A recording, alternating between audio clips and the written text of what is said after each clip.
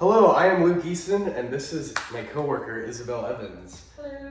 And so based on our previous discussion about different ethical approaches that you can take, I want us to talk about the case study for this issue specifically. So say a large data center company, say AI company, AI Computer Company Incorporated? yeah, Okay. wants to build a large data center in the community. What are your kinds of concerns and different ethical approaches that you would take to form a better relationship between this company and the community? Okay. Well, obviously my first concern is going to be power usage because data centers utilize a ridiculous amount of power.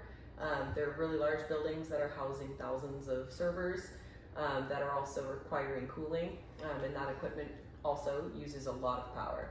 So you have a large corporation coming into a small community, maxing out their power grid potentially, which very quickly could happen because they're building a lot of data centers.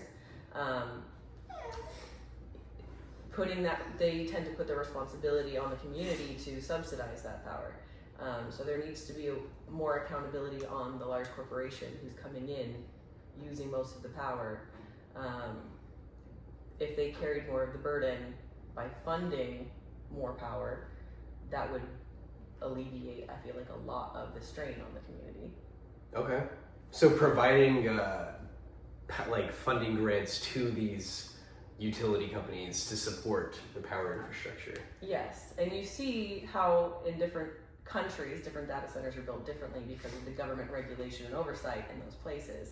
And so you have places like Japan or places like Germany where they have data centers that have that efficiency in mind when they're building them, because there's already government regulations in place. There's already specific requirements that they have to meet for efficiency. Whereas in the United States, we're in the beginning of our data center boom. We haven't thought about the long-term implications. And so we're in a narrow window right now where data centers can come in, build at the lowest cost option available to them, get them up as fast as possible while not having to really consider the long-term effects of the environment.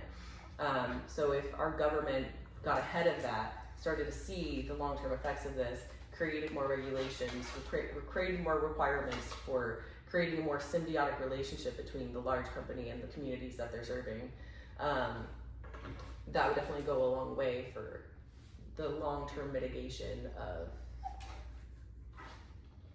power usage, water usage, things like that. Wow. Thank you so much, Izzy. That was it.